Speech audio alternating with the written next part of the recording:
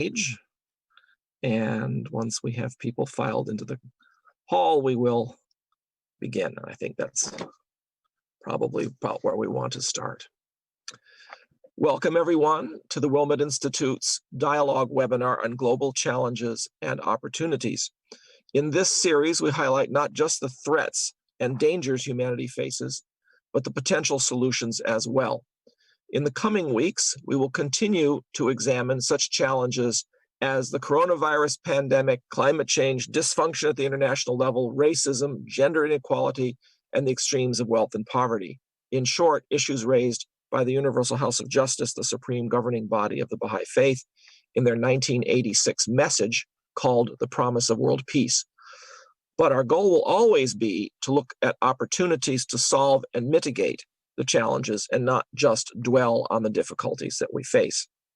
Tonight, our program is the fifth and last of the presentations by Christine Muller.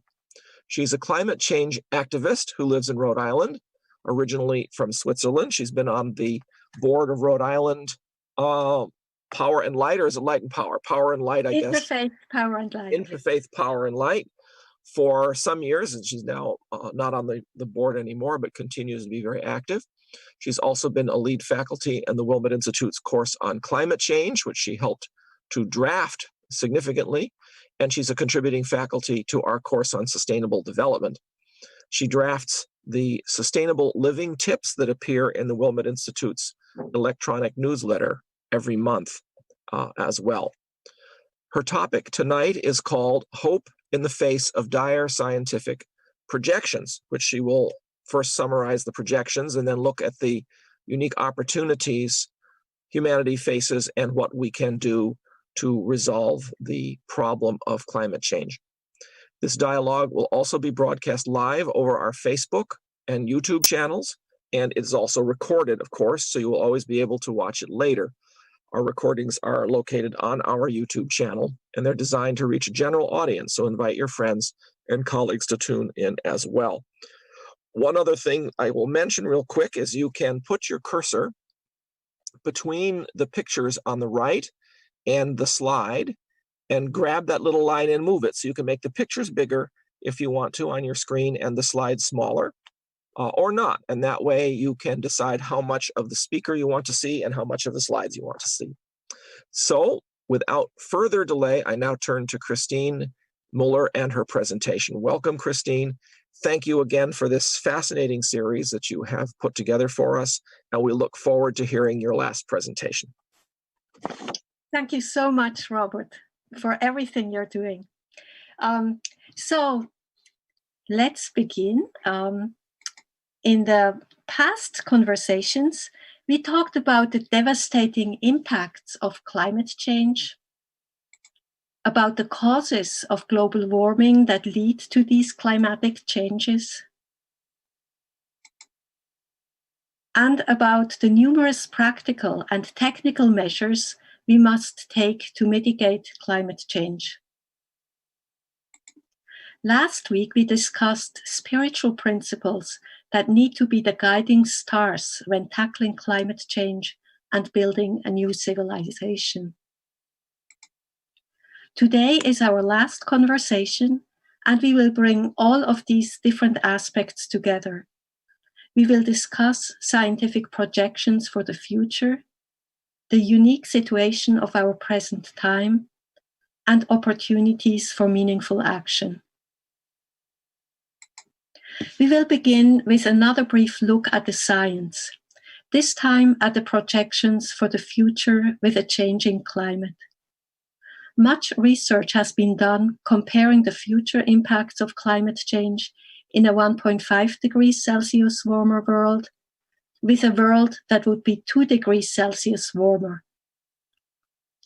The Intergovernmental Panel on Climate Change issued a report in 2018 documenting these projections.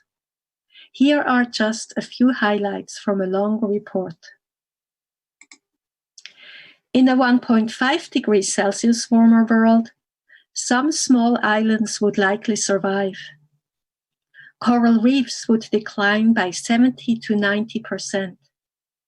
some irreversible impacts on polar ice sheets could probably be avoided. In a 2 degrees Celsius warmer world, there would be no chance of survival for small islands, and coral reefs would virtually be all lost. Risks associated with increases in drought frequency and magnitude are projected to be substantially larger at 2 degrees Celsius than at 1.5 degrees Celsius. A 2 degrees Celsius warming would be devastating for agriculture and for fisheries, and seriously threaten global food security. The IPCC report shows that the scientific community now considers a 2 degrees Celsius warming as extremely dangerous for human civilization. Now we need to know that human activities have already warmed the planet by about 1.1 degrees Celsius since the pre-industrial era. And even if we stopped all emissions, the Earth would continue to warm to about 1.5 degrees Celsius in the next decades, until the Earth reaches its energy balance with the higher greenhouse gas concentrations. With business as usual, the Earth would likely be 4 degrees Celsius warmer or even more by the end of the century. Now, if countries would faithfully implement their promises in the Paris Agreement, the warming would reach around 3 degrees Celsius by the end of the century. Here you can see the different scenarios of emissions path. The orange line, reference scenario, shows how carbon emissions would increase with business as usual. The blue line shows the emissions path if all the countries implemented their promises in the Paris Agreement. Now we need to be aware that most countries are not on track to meet their goal of promised emissions reductions. The green lines show the pathways to a 1.5 degrees Celsius and a 2 degrees Celsius future. We could compare our situation with a train racing toward a precipice. We are all sitting in the train, debating its speed and direction, but it is still moving toward the precipice with high speed. The precipice symbolizes a threshold of no return, such as unstoppable melting of the polar ice caps and the kicking in of feedbacks in the climate system that would reinforce the warming. Among such feedbacks are the thawing of permafrost in Siberia and Alaska, which would release much methane into the atmosphere, the large-scale melting of polar ice that would enhance the albedo effect, the dying of rainforests, and the saturation of carbon sinks. Now, permafrost is already thawing, and polar ice is already melting to varying degrees. Nobody knows where the thresholds for such feedback mechanisms are, and whether we may have already passed some of them. But there is much consensus that a 2 degrees Celsius warming is not safe. You may wonder whether the slowdown of the economy during the pandemic has reduced greenhouse gas emissions. It did.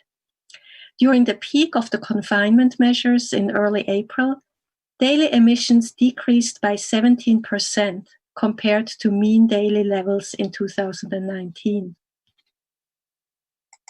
However, this dramatic and unprecedented decline in daily emissions is unlikely to persist, and recent news from China indicate that air pollution there is almost back to what people have accepted as normal. One study estimates a decline of 4 to 7% of annual emissions for the year 2020 from the 2019 average. Such a slight and temporary reduction of emissions will not fix the problem. So, what do we need to do to effectively reduce emissions? The IPCC special report indicated how much we need to reduce carbon emissions and in what time frame. If we want to reach the goal of 2 degrees Celsius, we must cut carbon emissions by 20% by 2030, and we need to reach net zero by 2075. If we want to reach the goal of 1.5 degrees Celsius, we must cut carbon emissions 45% by 2030, and we need to reach net zero by 2050. This is the most enormous challenge humanity has ever faced. There is another serious aspect to consider.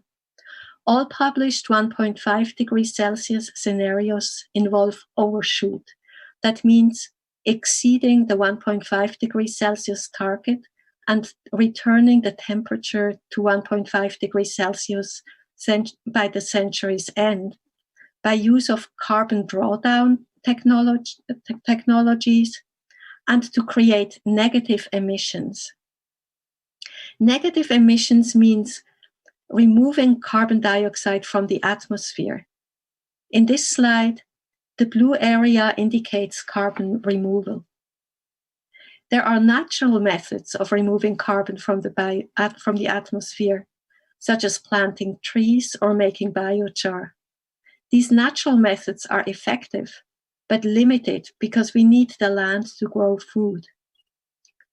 There are also technical solutions to sequester carbon dioxide underground under pressure.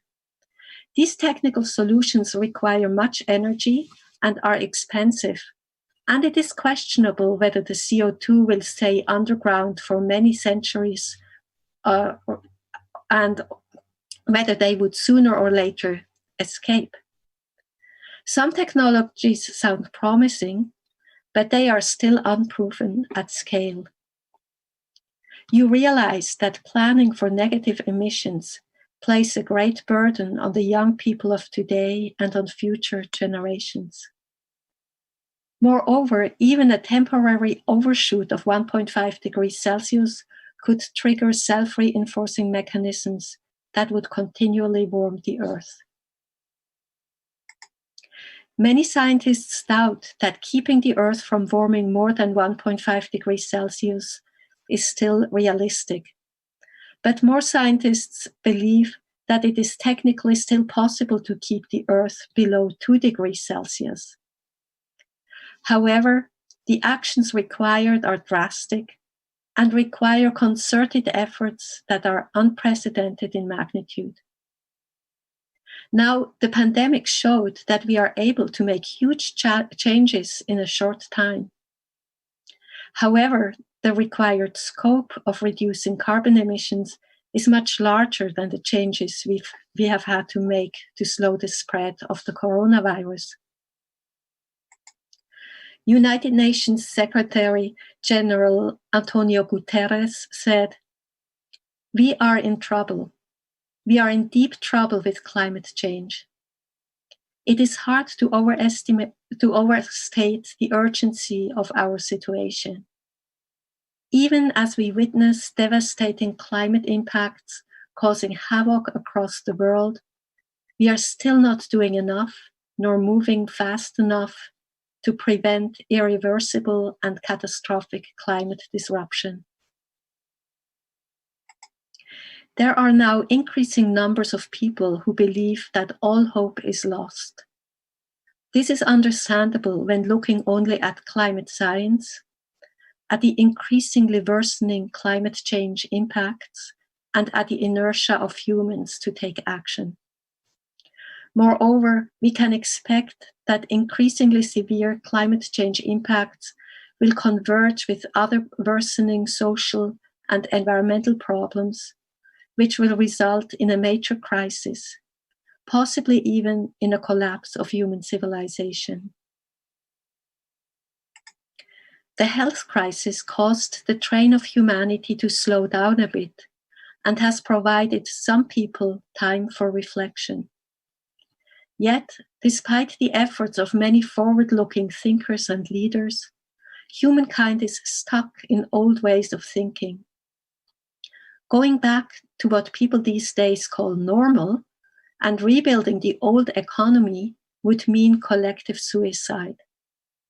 The slowdown provides a unique opportunity to change the direction of our train and to build a better world. Once more, the view of Antonio Guterres. For years, we have failed our young by damaging the planet and failing to protect the people most vulnerable to crises.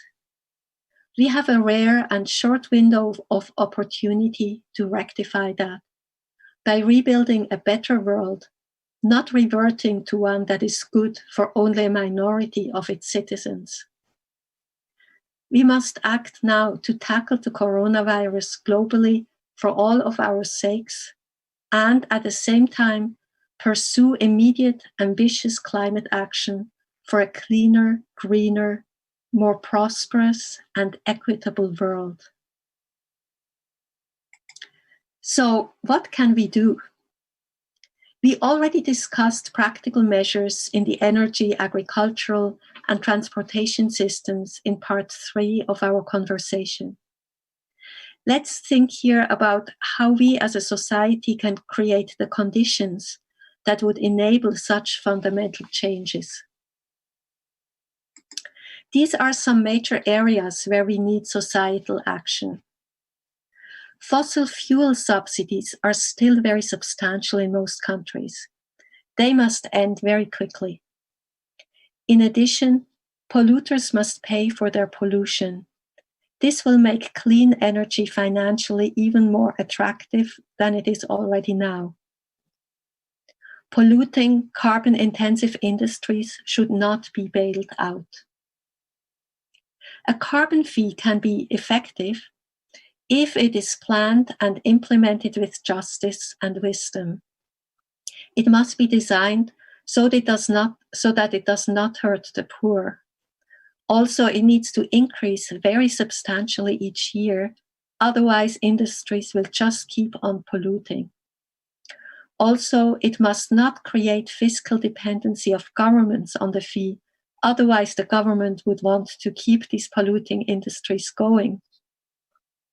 The revenue could be distributed equally to the population, or some of it could be used to invest in a green and fair energy infrastructure.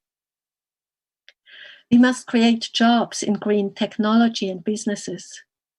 Workers in the fossil fuel industry should be given support and access to training in other work. We must support sustainable agriculture and clean public transportation. We need to create strong laws that limit and eventually eliminate pollution. Climate change mitigation cannot be successful in isolation. It must go hand in hand with addressing other social and environmental issues. In a 1998 statement, the Baha'i international community wrote, "Resources must be directed away from those agencies and programs that are damaging to the individual, societies, and the environment, and directed toward those most germane to furthering a dynamic, just, and thriving social order. Such economic systems will be strongly altruistic and cooperative in nature. They will provide meaningful employment and will help to eradicate poverty in the world." So we know what to do. However, all positive actions taken already have far been overshadowed by more polluting development. The train is still racing toward the precipice. We are still relying mostly on fossil fuels. Forests are still being cut, and the livestock industry as well as agricultural corporations are still continuing unsustainable practices. More people are raising their voice now about the dangerous direction, but so far their voices have been too weak to effect the change in the train's direction. A prerequisite for the change of direction is a fundamental change in consciousness. And you cannot solve a problem at the same level of consciousness that created it. The Universal House of Justice, the supreme institution of the Baha'i faith, wrote, "Humanity's crying need calls for a fundamental change of consciousness, that the time has come when each human being on earth must learn to accept responsibility for the welfare of the entire human family." Each human being on earth must learn to accept responsibility for the welfare of the entire human family. And right here we have the new destination for our train, a new direction for humankind. It's the welfare of the entire human family. Imagine a society where the well-being of all of humankind is the first priority in all decisions made by individuals, institutions, politicians, governments, and businesses. Already in 1981, the Universal House of Justice stated, "Until such time as the nations of the world understand and follow the admonitions of Baha'u'llah to wholeheartedly work together in looking after the best interests of all humankind and unite in the search for ways and means to meet the many environmental problems besetting our planet, little progress will be made towards their solution." Now, there seem to be spiritual forces that pull the train into a safe direction. These spiritual forces have been manifesting themselves in various ways, such as in the United Nations 17 Sustainable Development Goals. The Sustainable Development Goals aim that each individual's needs are met so that everyone can lead a dignified life and contribute to the well-being of society. We can also see these spiritual forces at play at the 2015 Paris Climate Change Conference. The climate agreement reached at the Paris Conference can be considered to be a milestone in humanity's development to world unity as envisioned by Baha'u'llah 150 years ago.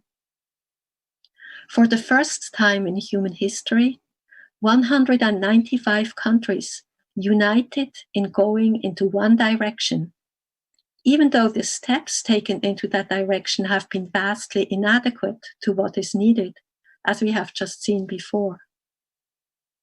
The Universal House of Justice wrote about the significance of the Paris Climate Agreement. More than a century ago, Abdul Baha referred to unity of thought in world undertakings, the consummation of which will ere long be witnessed. The recently adopted International Agreement on Climate Change, irrespective of any shortcomings and limitations it may have, offers another noteworthy demonstration of that development anticipated by Abdul Baha. The agreement represents a starting point for constructive thought and action that can be refined or revised on the basis of experience and new findings over time. So the Paris Agreement signifies an historic step into the right direction, comparable to the station board giving order for the train to change direction. But the train is going too fast, and the motorman is too busy dealing with other problems going on in the train. We need a strong force to slow down the train, and then an even stronger force to help it change its direction. The ongoing pandemic, together with further economic downturn or even collapse, as well as increasing disasters from climate change and other environmental and social problems, may likely combine to create the condition for the train to slow down enough to be able to change its direction. The force that will ultimately help it change its course may need to come directly from God's new revelation. All the religions of the past raised humanity's consciousness and infused the world with a new spirit that enabled humankind to progress in its development.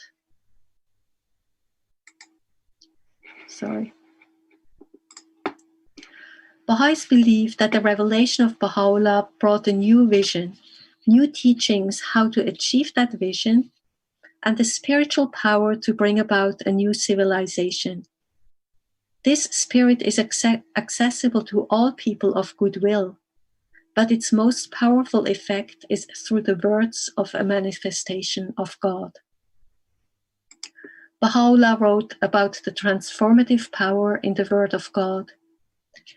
Every word that proceedeth out of the mouth of God is endowed with such potency as can instill new life into every human frame. The proposed new destination of our train is the welfare of the entire human family. The revelation of Baha'u'llah provides the spiritual power to go there. He wrote, "Let your vision be world-embracing, rather than confined to your own self." This is actually the age-old spiritual path we humans have been called to take, to overcome the ego and to dedicate our lives to serve the common good. What is new is that Baha'u'llah expanded the common good to the planetary level, and that his revelation infused the world anew with spiritual power that can help us overcome old and destructive ways of thinking. Not only each individual, but governments are especially called to align all their decisions with the well-being of all of humankind. Baha'u'llah wrote, "O ye, the elected representatives of the people in every land, take ye counsel together, and let your concern be only for that which profiteth mankind and bettereth the condition thereof." The question now is, what does this all mean for us? How can we contribute to effect a change in the direction of the human train toward the well-being of all? The Universal House of Justice explains it for us. The Friends are called to 3 simultaneous, overlapping, and coherent areas of action: community building efforts, projects and activities for social action, and involvement in the discourses of society, whether in neighborhoods or in personal and professional associations. Here are a few thoughts about how these 3 areas of action are highly relevant for our topic, for changing the destination of the human train. I'm sure that you all have many other thoughts to share about these 3 areas. All I can do here in the remaining short time is to get our conversation started. So first, about community building.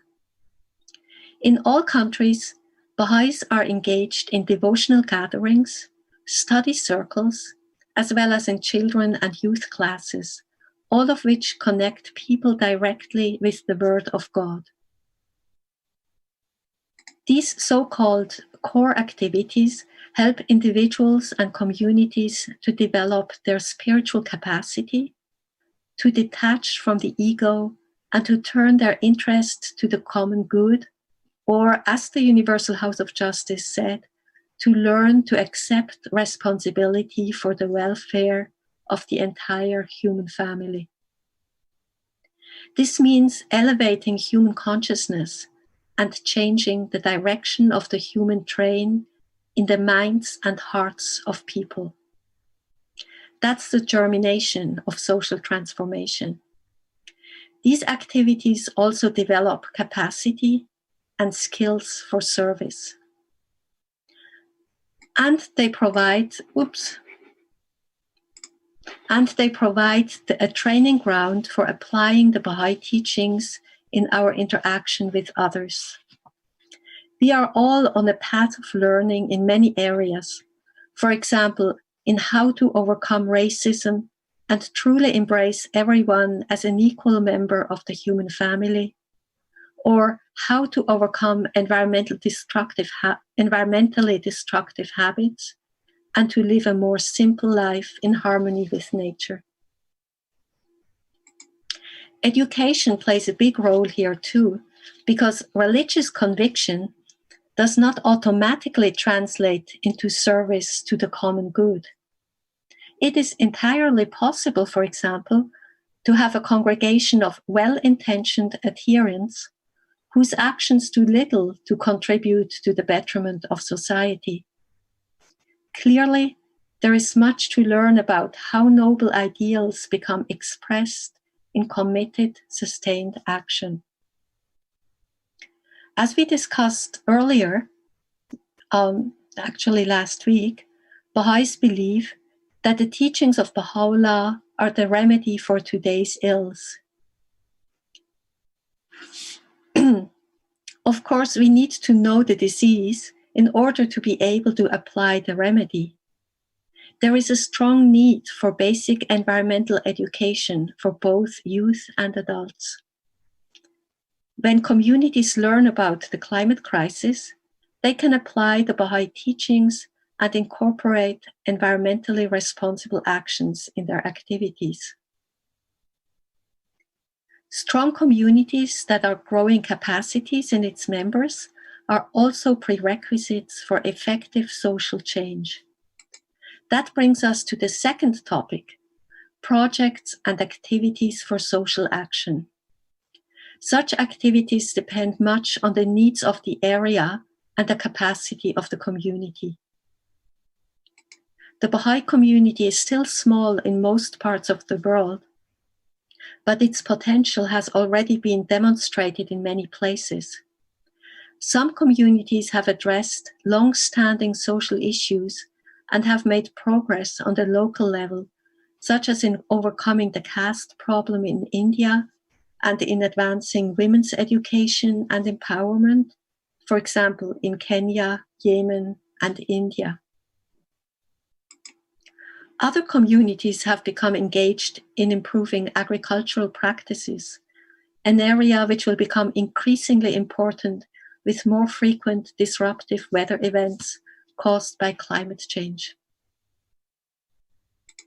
The following example from the war-torn country of the Democratic Republic of the Congo is especially inspiring.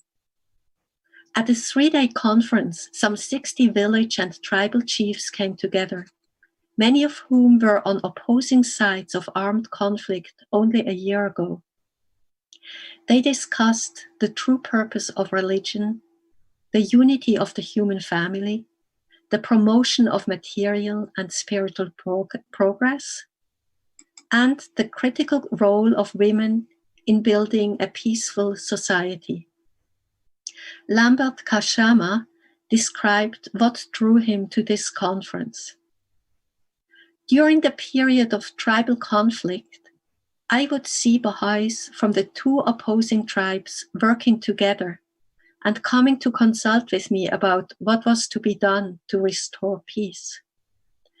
This is why I have come here today to understand more about these teachings. A focus of discussion was the Baha'i principle that all humanity is one, regardless of race, nationality, or tribe. The chiefs found the gathering to be a unique opportunity to decide on practical action that could turn tense coexistence among tribes and religious groups into constructive, peaceful collaboration.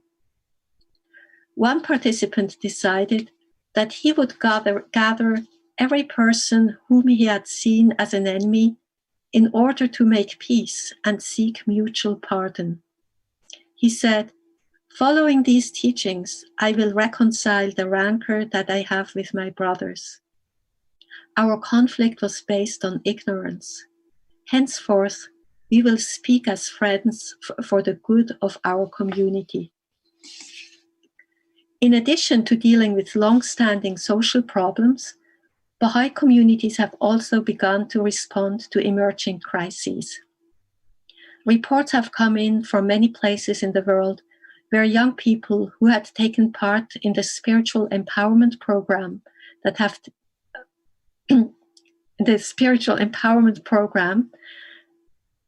and they have taken immediate action to help their communities with COVID-19. When schools closed in New York City, a group of youth made sure that children in their neighborhood would still have food. Baha'is in countries in Africa and Asia raised public awareness about the virus. In Nepal, for example, a group prepared informative banners and provided critical information about principles of personal and collective hygiene. In the Congo, they created a song that informed about COVID-19, which was frequently broadcast on the radio. In Sierra Leone, youth produced a film for the same purpose. Such local responses to crises will become increasingly important with worsening climate disasters. I want to share with you one example that is especially relevant for our topic. It is from the island of Tanna in Vanuatu. Over the past decade, Baha'is and their fellow islanders have been working to strengthen the fabric of community life there. In villages throughout the island, collective worship has become part of the regular pattern of life. Baha'is have witnessed a rise in social harmony and cooperation between different groups. Barriers that had previously divided people have gradually fallen away. And urged on by the support of village chiefs, the young people of the community have found the means to contribute to the betterment of their society through a variety of practical projects. Then in March 2015, Tanna was ravaged by Cyclone Pam. While the storm was raging across the island, the youth of one village, seeing almost all of the houses blown away, helped to carry the children and the elderly to a school where the people of the village took refuge. A report stated, "They demonstrated a spirit of selflessness in helping others, ensuring all were safe. They lit fires to make sure everyone was warm and dry and all were fed. They did not care just for their own families, they cared for all." The youth were rebuilding roads and houses after the storm as well. The adults also applied all their learning and experience from past community projects and were able to take charge of their own development and did not wait for outside help. We need to build such communities everywhere, communities that have the social resilience to deal with climate disasters, as well as other social problems. The third area of action is public discourse. Involvement in public discourse can range from an act as simple as introducing Baha'i ideas into everyday conversation to more formal activities, such as the preparation of articles and attendance at gatherings dedicated to themes of social concern, climate change and the environment, governance and human rights, to mention a few. It entails as well meaningful interactions with civic groups and local organizations in villages and neighborhoods. Again, just a few thoughts about public discourse. First, Baha'is believe that the teachings of Baha'u'llah are the remedy for the ills of humankind today. Therefore, it is our responsibility to share these teachings. They belong to everyone, not just to the Baha'is. Certain teachings are especially helpful to advance public discourse about climate change. Climate justice and stewardship of the earth are already widely discussed topics, and Baha'is can contribute to these conversations. In addition, we can introduce the new teachings of Baha'u'llah, such as standing up for truth and science, focusing on the well-being of all of humankind, the need for global governance, and the necessity for fundamental transformation and for building a new social order and a new economy based on spiritual principles. And we can suggest a holistic approach, meaning that climate change mitigation and adaptation must happen together with fighting poverty and other social problems. What is often lacking in such discourse is unity.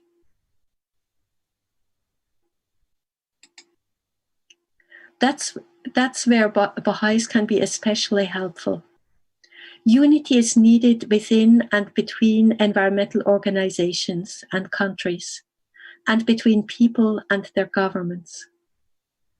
One way of doing this is with introducing consultation, the spiritual method of decision-making we talked about last week. One aspect of public discourse is collaboration with like-minded organizations, for example with Green Faith or Interfaith Power and Light, both interfaith organizations that work to mitigate climate change. There is now much discussion about rebuilding the economy, and many people have been calling for a green recovery, to build an economy with clean energy. COVID-19 and police brutality have also brought the injustices in our current social systems to the attention of more people. There is finally some substantial discussion of racism in the US and in other countries. But generally, public discourse is pointing out the danger of the precipice and what we need to do to slow down the train. This is certainly the first step, but we also need a clear new direction for our train. That's why perhaps most important for public discourse is to provide a vision of a just and environmentally sustainable society. The Universal House of Justice wrote, "The world is in desperate need of a shared ethic, a sure framework for addressing the crises that gather like storm clouds." That was in 2017. Last week, we talked about the spiritual and ethical teachings of Baha'u'llah that can become a shared ethic and a framework for addressing the crises that gather like storm clouds. It is becoming increasingly urgent to share these teachings because we can expect that the social breakdown will accelerate. Baha'u'llah said about the future condition of the world, "Such shall be its plight, that to disclose it now would not be meet and seemly." It is very difficult to imagine the deterioration of the human condition that lies ahead when worsening climate change impacts and mounting social problems will converge into an existential crisis. That is one reason why it is so important to build social cohesion.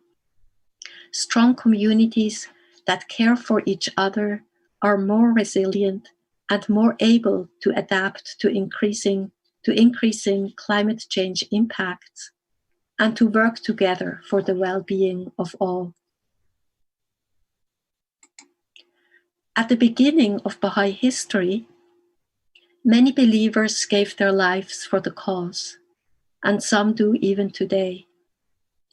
As the old world order is falling apart, we seem to have the challenge to dedicate our lives to apply the healing medicine to our world.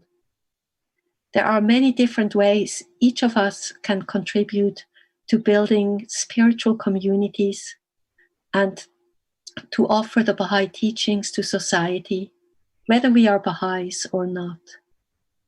Isn't this fulfilling our true purpose in life?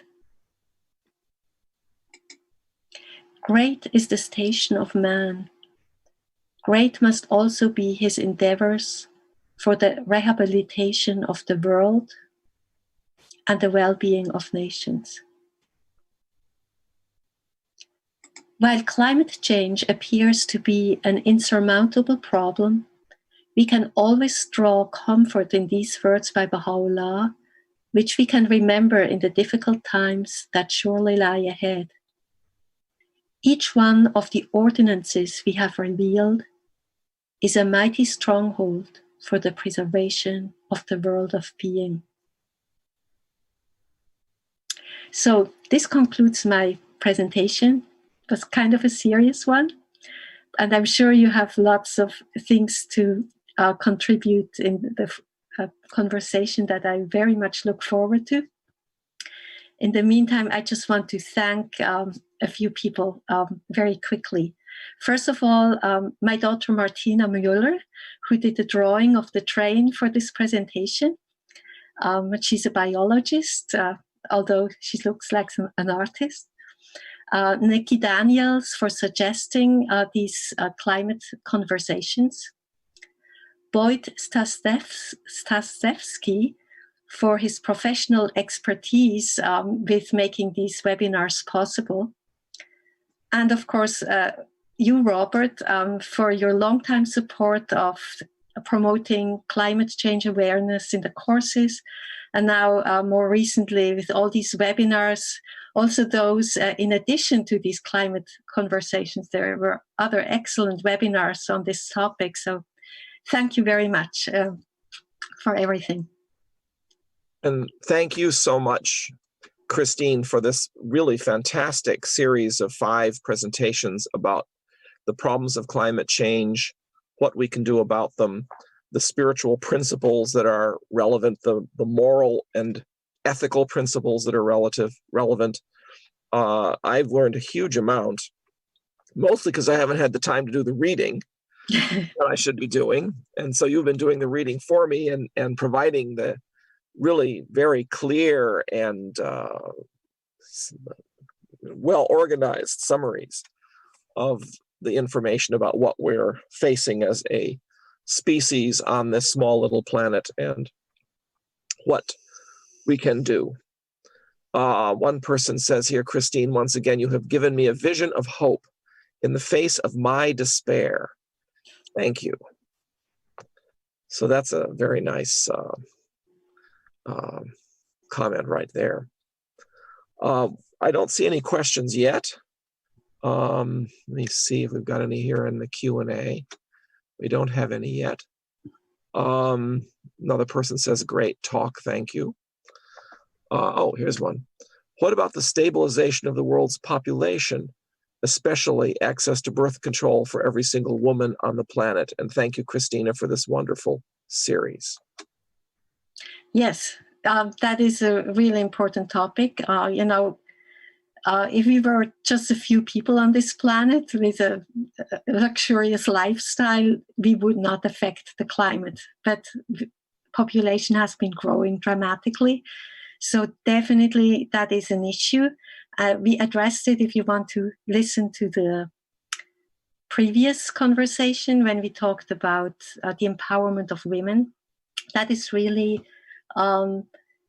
one major approach how we can lower population growth is by educating women and empowering them to give them access to medical services, yes, like birth control, or also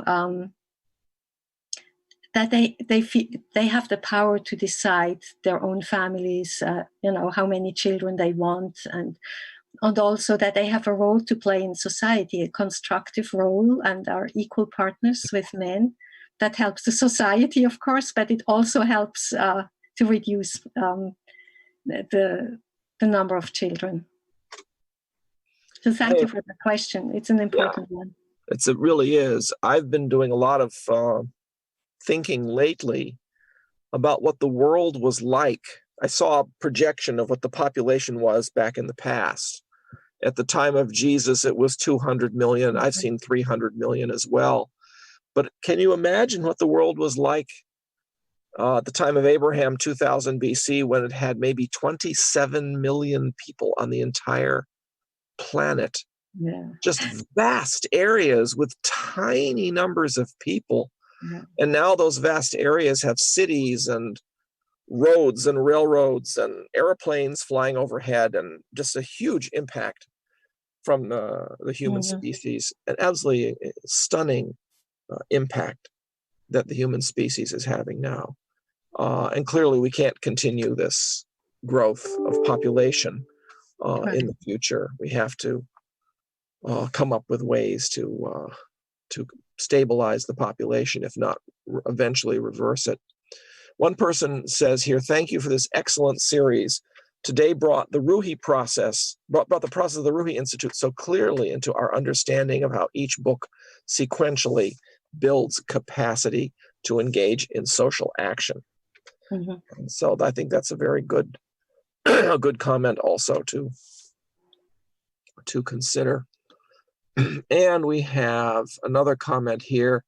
I think that men often need education around population stabilization more than women, and need to also take action through support of the women, and also men being willing to have vasectomies, which are not nearly as disruptive for men than women having tubal ligations. So sure. Another Right. comment there. I think Nikki had a comment, I see. I think I might have read that one. I don't know. No. Oh, here's another comment. I see it. It went down.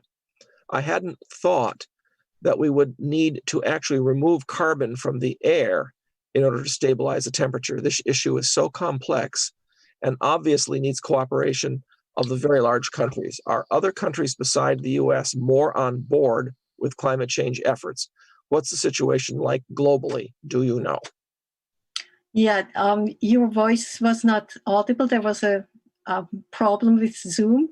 So I just read the question once more. She didn't know. I hadn't thought that we would need to actually remove carbon from the air in order to stabilize the temperature. This issue is so complex and obviously needs cooperation of the very large countries. Are other countries besides the US more on board with climate change efforts? Yes, many countries are more on board. I would say the ones that are most on board are those that are not that powerful, especially those that are most directly affected by climate change already now, like the small island states. They are taking this very, very serious. Both they make efforts in mitigation, but also in adaptation, and they are even thinking of moving away from their countries. But Europe is also a step ahead, but they have more knowledge, and their policies are much ahead, but still they are not there where they are supposed to be. And then in Australia, for example, the population has become really aware with the wildfires, but the government is not there. It's very much supporting fossil fuels. And so it's a mixed picture, but everywhere we need to make more progress. Yeah. The Chinese have been making some major efforts at establishing wind farms, and of course, they've really lowered the price of solar panels quite substantially from their mass manufacturing of them. India also has become increasingly interested in wind power, as I understand it, and to some extent solar power, because they have coal, but they don't have any oil. I think that's largely the case of China as well. They have very little petroleum, but they do have. Yeah, the problem is with COVID-19 and the slowdown of the economy. Now the Chinese, they revitalized the coal industry that before they wanted to phase out, and now they they want to have coal back just to get back to a running economy. But they also have the severe problem of having 1.2 billion people in an area basically the size of the United States east of the Mississippi River. I mean, that's really, when you think about it, that's a really incredible concentration of people. And some of that area is very mountainous too, down in the south. Yeah. It's quite amazing, the population density. One panelist or one person wrote, "Thank you, Christine. COVID-19 has only reduced the speed of the train. One can only imagine what is in store for the train to change direction." It takes a lot. And we don't have much time. Carol notes, the Marshall Islands, which is where she is, are very much on board, since our country will totally disappear with sea level rise. But the rest of the world would need to act now if our country and other atoll countries are to survive, which is very doubtful. Yeah, right. And there's 5 countries in the world, I think, that could disappear entirely. Something like 5. Seychelles, Marshall Islands, I don't know what the others are in the Pacific, the Carolines and such. And that's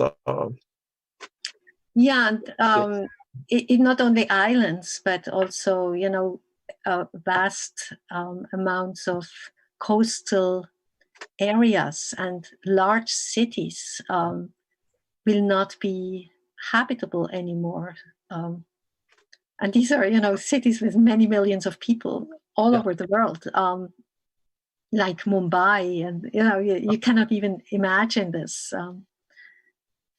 Imagine London with all of its incredible history, with 10 meters higher sea level and large areas, Big Ben, the Parliament building, I don't even know if Buckingham Palace is more than 10 meters above sea level. It may be a kilometer from the river, but it's fairly flat. Imagine just a historical area like that, let alone the huge areas. And like Jakarta has huge areas that are already below sea level because of subsidence, because of pumping of fresh water. And one just can't imagine how this is going to be resolved, how it's going to be handled. Another person asks, do you see a direct connection between COVID and climate change? Yeah, we addressed this in one of the previous presentations, but just briefly.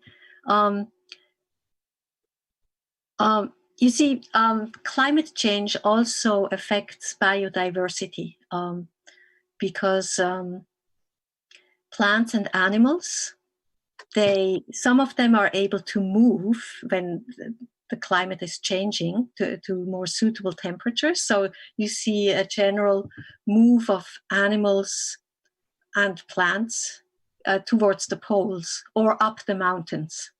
But then some are not able to do that, and then they die out. And so we have now, a great extinction going on and a diminishing of biodiversity that just this by itself can jeopardize human civilization.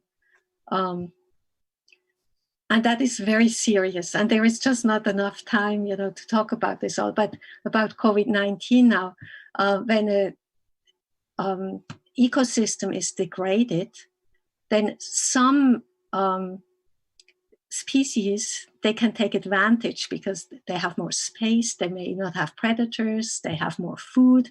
So they multiply.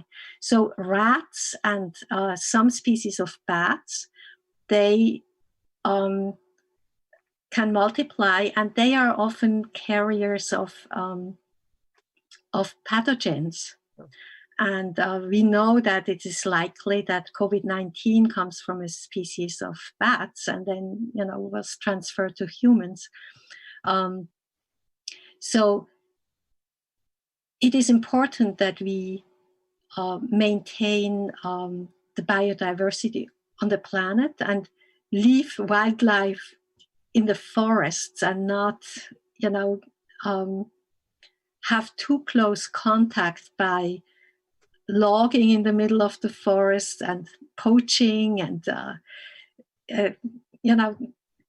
it's all interconnected. So human action that causes climate change also causes, pandemics. But then the climate change also has an impact on biodiversity, which again affects the multiplication of the pathogens. It's a complex issue. It is. The 4 countries in danger of disappearing are the Marshall Islands, Kiribati, Tuvalu, and the Maldives. Another question: has anyone considered all the stuff and garbage from our cities and countries going into the ocean? What does this do to the oceans of the world? Yes, I'm sure that was from Carol. Yeah, but Carol, we talked about that previously. That is a big issue, and it's hard to imagine. Just think of Manhattan, the big buildings, and if this is all flooded, and all and all the industry and pollution and all the materials that are not very life friendly go into the water. Yeah, and for many years, the city of New York hauled its garbage out 50 or 100 miles and just dumped it into the Atlantic. Right. I think they've had to stop that now, but that also means that Staten Island have these gigantic garbage mountains growing on it as well, which is another, of course. I don't see any other. Oh, there's another comment here that has come in. Let me see what we have. From Paul. What are the known prospects for the Trillion Trees project approved at the Davos conclave? Do you know about the Trillion Trees? Well, I know that there are tree planting campaigns all over the world, also in the Sahel, and this is excellent, and of course we need to support that, and we can do more of it. But then again, that will not be the solution, but it's one of the many, many things that we need to do, is to grow trees and especially to avoid more deforestation. Yeah. I don't see any other questions right offhand, and we've gone a few minutes over our hour. So I think we pretty much are able to wrap this one up. I should mention that next week we will have Vasu Mohan speaking in the Global Challenges and Opportunities program, and he's using a quote from Abdul-Baha, the son of the founder of the Baha'i Faith, which says, "Destroy a thought of hatred with a thought of love." So he's going to talk about this whole question of how one destroys hatred with love, and I think that will be a fascinating presentation that we will all enjoy. Thank you very much again, Christine. This was marvelous. I hope we're going to be using this series in the climate change course and possibly even in the sustainable development course. I don't know what the plans are for this particular series, but obviously it has wide application, and I hope it will provide considerable education for large numbers of people in the future as they want to learn more about climate change. Your graphs are particularly clear and really quite chilling to get a real sense of the crisis that we really are in right now without sometimes even realizing it. Mm. So thank you very much. Thank you everyone for joining us, and we look forward to seeing you next week. Bye-bye for now. Thank you. Bye-bye.